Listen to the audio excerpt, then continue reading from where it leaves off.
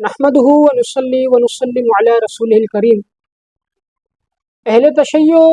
روافظ کی طرف سے صحابہ کرام کی ذات مبارکہ پر ایک اعتراض یہ بھی کیا جاتا ہے کہ وہ کہتے ہیں کہ صحابہ کرام امام حسین رضی اللہ تعالی عنہ کو میدان کربلا میں چھوڑ کر بھاگ گئے، یا انہوں نے معاذ اللہ امام حسین کا میدان کربلا میں ساتھ نہیں دیا۔ یہ بھی ایک اعتراض ان کی طرف سے کیا جاتا ہے۔ آج انشاءاللہ عز و جل اسی اعتراض کا مختصر سا جواب دیں گے۔ پہلی بات تو یہ یاد رکھیے گا کہ واقعہ کربلا پیش آیا ہے 61 ہجری میں۔ واقعہ کربلا کب پیش آیا؟ واقعہ کربلا پیش آیا ہے 61 ہجری میں، یعنی حضور علیہ الصلوۃ والسلام کے وصال کے تقریباً 51 سال کے بعد۔ امام حسین رضی اللہ تعالی عنہ کی عمر مبارک تھی 58 سال۔ اب امام حسین کی عمر ہے 58 سال اور حضور کے وصال کے تقریباً 48 سے 50 سال بعد یہ واقعہ کربلا پیش آیا، تو اس وقت جو صحابہ کرام تھے ان کی جو عمر تھی وہ تقریباً 65 سے سب کی اوپر عمر تھی، کسی کی 65، 63، 65، 67، 70 یا پھر 70 سے اوپر۔ یعنی صحابہ کرام میں کوئی بھی صحابی رسول اس وقت ایسا نہ تھا کہ جس کی عمر 70 سے یا 68 سے کچھ کم، وہاں 70 سے زیادہ کی عمر والے صحابہ کرام تھے، 70 یا کم سے کم 65 سے کم کسی بھی صحابی رسول کی عمر نہیں تھی۔ اب جب امام حسین رضی اللہ تعالی عنہ کا قافلہ مدینے سے مکہ شریف اور پھر مکہ شریف سے آپ کا جو قافلہ تھا وہ کوفے نکلا، تو یہ یاد رکھیے گا کہ آپ وہاں جنگ کے ارادے سے نہیں گئے تھے، جنگ کی نیت سے نہیں گئے تھے۔ اب اگر جنگ کی نیت سے جاتے، جنگ و جدال کی نیت سے جاتے تو صحابہ اکرام بھی ساتھ ہوتے،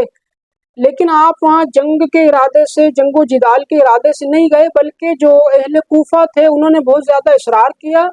اور بہت زیادہ اصرار کرنے کے بعد آپ ان سے بیعت لینے گئے تھے، اور انہوں نے کہا تھا کہ ہم آپ کے ہاتھ پہ بیعت کریں گے۔ اب جب امام حسین رضی اللہ تعالی عنہ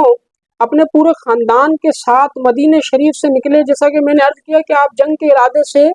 نہیں گئے تھے، اب جب آپ کوفے چلے گئے، اب جب آپ کوفے پہنچ گئے، کوفے پہنچنے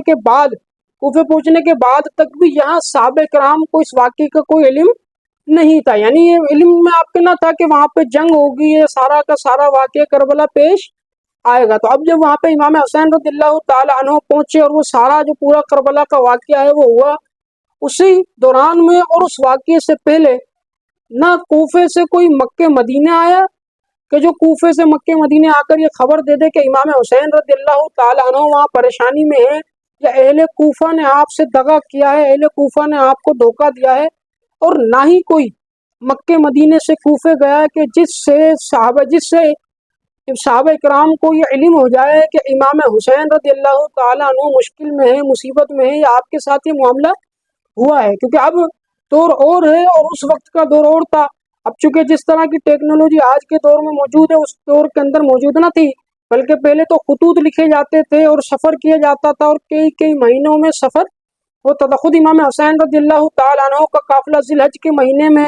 وہاں سے مکہ شریف مدینہ شریف سے نکلا، پھر اس کے بعد محرم شریف میں وہ وہاں پر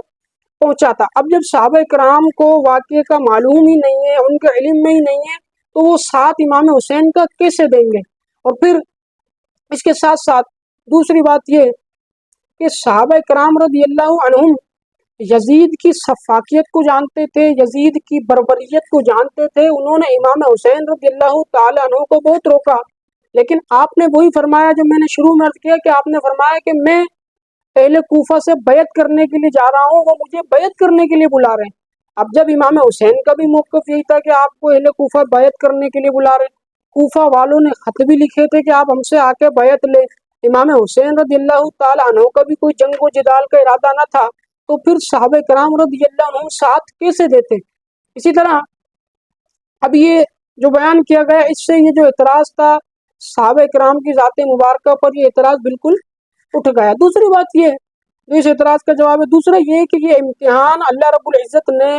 حضرت امام علی مقام کے مقدر میں لکھ دیا تھا، آپ پر یہ امتحان ہونا تھا اور تقدیر کا لکھا غالب آنا تھا۔ تو یہی سارا تقدیر کا سلسلہ تھا کہ آپ رضی اللہ تعالیٰ عنہ پہلے مدینے سے مکے، پھر مکے سے کوفہ